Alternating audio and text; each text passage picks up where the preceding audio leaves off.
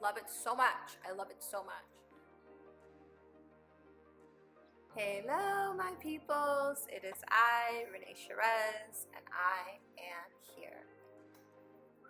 Welcome back to my channel. Thank you so much for being here. So today we are talking about, I don't know where it lands on my list of favorite things, and honestly it's not even a thing. It is one of my core values, and it is travel. Oh my god, I love it so much. And so today I'm going to share 5 tips that can help you to travel with more intention. And so it doesn't matter what kind of travel you're going on, if you're going on a 2-week adventure, if you're going on a month-long adventure, if you're moving long-term, these tips are really foundational for any journey. Throughout my own journey, I've cultivated them, I've created them, I've leaned into them, and I found them to be really supportive, and I still use them to this day. Like, I refer to them all the time. Before we get into it, if you're new here, please like and subscribe and tell a friend to tell a friend. If you know someone who travels, who loves to travel, share this video with them. Tip number 1, words are spells, so use them wisely. When you first had the idea or feeling that you wanted to travel, when the thought of travel first entered into your mind, what was the voice? What was the voice? What did you initially think?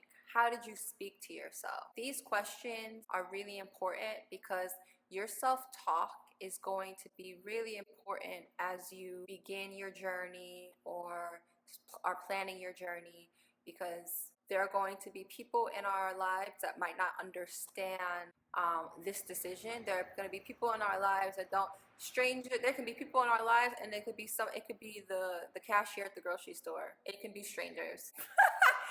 Like, people will use their imaginations, outside people will use their imaginations to come up with so many reasons of why your choice to travel for any length of time is irresponsible, crazy, scary. And so you want to make sure that none of the negativity that is coming from the outside sources, that you are not also adding to that negativity with negative self-talk or limiting beliefs or scarcity mindset. You want to make sure that you are speaking life into yourself, that you are believing that this is possible for you, even if you don't see it like in your inner circle, if you don't see it in your family, or if it's something you only see that's happening on social media. You have to believe that because the desire is in your heart, that you have access to this dream and to bringing this dream into reality. And remember, you got to be your own cheerleader. Never stop rooting for yourself. You are your biggest hype person. Nobody's gonna hype you up about this choice, this decision, more than you will, right? Because there might be, if you're lucky, you have people around you that are like, yeah, go for it. Like, go for it. I'm rooting for you. And if that's not the case, you have to believe that your decision, your choice is right for you, and you are your biggest hype person. The second tip is trusting your intuition, right? So there's 2 parts to this. There's managing your fears and trusting your intuition. Fear can make us feel like we can't move. It can make us feel stuck, and any kind of change we make is fear of the unknown. And when we're thinking about travel, there's fear of like, am I gonna be okay? Am I gonna be able to take care of myself? But there's also fear of, if you are planning to travel long term, maybe leaving family behind, or leaving your comfort zone behind, or leaving friends behind, right? There can be feelings of guilt because you're basically choosing a life or a lifestyle that is different than what your family and friends have chosen, right? You're going against the grain in some way, shape, or form, and that can be scary. I know when I started traveling in 2017, I was mortified. Baby, I'm scared. Even in the planning process in late 2016, I was mortified. I was so scared, especially because no one understood why I was doing what I was doing, right? Like, nobody understood why I was making this choice. People were also placing their own projections of fear and doubt onto me. And so without me knowing it, I was internalizing their fear as well, right? Because even though I was feeling fear and I was feeling some semblance of guilt, I was also feeling excitement and joy and giddy, but there also felt like there was this extra layer of fear that was not mine. I had to decipher and discern between what was my fear and what was other people's fears, right? So when you share something with someone that you're thinking about doing, a new choice, a new way of being, you know, people automatically, because their own fear is rising up, right? And so they place it on you. And so what I started to see was, I started to see it as people like throwing their gum at me and it's sticking onto me, and those were people's projections. So fear and doubt were sticking onto me. And so once I realized that, it became a little bit more easy for me to notice, like, okay, this is not mine. And I was able to like rip off and take off the pieces of gum that I knew that were not mine. What I've learned in my own journey is that fear can be such a tool for guidance, right? It can be such a tool for directing us to what it is that we really want. Because if you really think about it, why would we be scared to take on a new project or to go somewhere or start something new if there wasn't at least some part of us that wanted to experience it, right? If there wasn't some part of us that was dreaming beyond the fear, right? That was seeing something or feeling something beyond the fear. I've read a book called The Mountain Is You, and the reframe that the author uses in the book is, what if we looked at fear as interest? What if we looked at fear as something that is showing us what we're interested in and what we really want? The second part of this is trusting our intuition, right? And so the fact that you have this desire to travel, that is your intuition speaking to you, especially if it's something where it's like, no, like I have to go, like I have to move, like I have to go. Like that's your intuition guiding you somewhere. Maybe you think you know why, but you don't really know why. And sometimes because of the fear, our fears, but also the fears of others, our intuition can get muddied and buried down within us. And it becomes and because our intuition is really quiet, it whispers, we can't really hear it because fear is really loud. Fear is going to let you know it's there. It's really important to get in touch with and to cultivate ways to hear your intuition. Your intuition is speaking to you about travel if you're receiving different signs and synchronicities as it relates to your travel, right? Say, for example, you had a dream about Italy and now you are on your way to work on the train and you see someone on the train reading a book about Italy. And it's like, that's definitely the universe speaking to you, definitely your intuition and inner guidance speaking to you like, hey, we're trying to get your attention, right? It can be little things like that are actually, they're not really little, they're big things. And these things, they can seem so random and out of place, but they're not random. They're definitely your intuition speaking to you like, hey, you just had this dream. You didn't have this dream for no reason. These are the ways that you know that your desire to travel is not based in fantasy. And you can develop ways to strengthen your intuition, right? Through meditation, through journaling, through scripting, through just purposeful solitude. Also, developing a relationship with your intuition is also going to help to keep you safe while you're traveling, right? Because you need your intuition while you're traveling. Your intuition is gonna be what's going to keep you safe in terms of, when you go, if you're staying at a specific hotel or a hostel or an Airbnb, your intuition is going to let you know like, nah, man, this is not it. We need to go. Just like any relationship, it takes time and it takes effort. So an important question to ask is, or just to think about is, how does your intuition speak to you, right? Like, how does your body speak to you?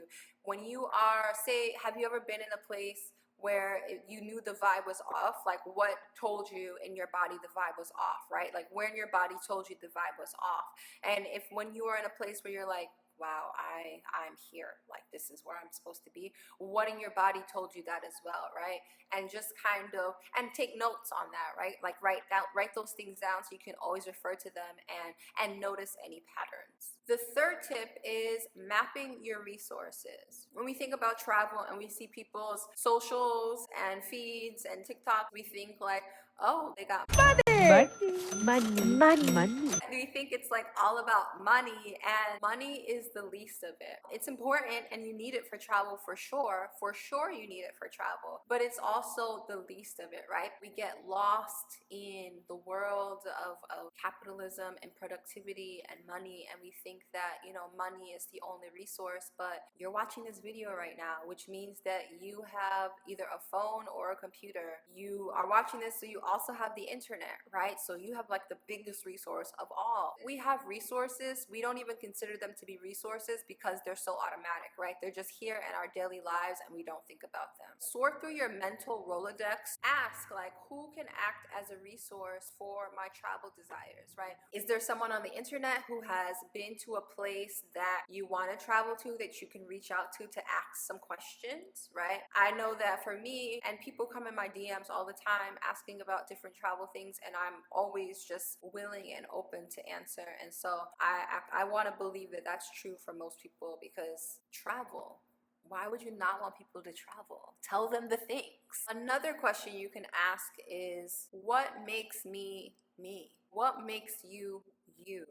Instead of asking, what skills do I have? That question is quite boring, and you know, it's gonna leave you swirling, and your mind might get involved and be like, I don't have any skills, right? Like, what are the things I value about myself that can act as a resource? It can be a little like weird to ask those questions about ourselves. So if you have a friend or someone who knows you, who you can trust, like, you can just ask them and then they'll tell you. Because people, we don't really see ourselves the way other people who actually love us and care for us, how they see us. So it might be helpful to ask someone outside of you, but definitely ask yourself that as well. Personal example is, I am a writer. I tell the most detailed stories. I really try to feel into whatever experience or idea that I am writing about, and that has helped me in my creative writing and also in my travel writing. That's like something that I love about myself, that I tell like detailed, long, round the way stories, but I mean, I'm always coming back to the point. Like, you just gotta bear with me. I'm giving you the details. I'm giving you the details. And lastly, remember that your life experience is also a resource. Whatever it is that you have done or accomplished or succeeded at or failed at is also part of your life, is your life experience, and can act as a resource in your travels. Fourth tip is finding your circle of support. The purpose of having a circle of support is to have people, places, and things that you can lean into when the fear is really loud, right? When the doubt is really loud, when the trolls come in and they're like, you can't do that, you can't do that, why do you think you can do that, right? You have people who you can lean into. You have resources that you can lean into in order to uplift you and support you and empower you. You'll have people, places, or things that can remind you of your why. And if you don't have anyone in your life personally, like in your circle, who understands, that's fine. Go on the internet, right? There's all of these different digital travel groups. You can go in there and just let people know, like, I'm struggling, like, I don't know how I'm going to be able to do this, or if I can do this, and people will support you. People will write messages of encouragement. So just believe that there are people out there who want you to have this dream, this desire of traveling. And the last tip is really a question, and the question is, what does liberation mean to me? Everyone's definition of liberation is going to be different because we are all walking different paths here. But at the core of it, it's freedom. It's freedom to be our truest, most authentic, most happiest self. That is the goal. That is, I feel like, the core of liberation, especially Black liberation. It's to wake up in the morning, look at ourselves in the mirror and be like, that is me, here I am. And to be okay with taking up space, and to be okay with saying, like, travel is what's going to make me happy. This is what makes me happy, even if no one else around you understands. It's a matter of believing that liberation is yours now. Like, your freedom matters, like your love for yourself matters, your happiness matters, all of that matters right here, right now. And so a question to ask is, how can travel aid in my liberation? How can travel aid in the love of myself?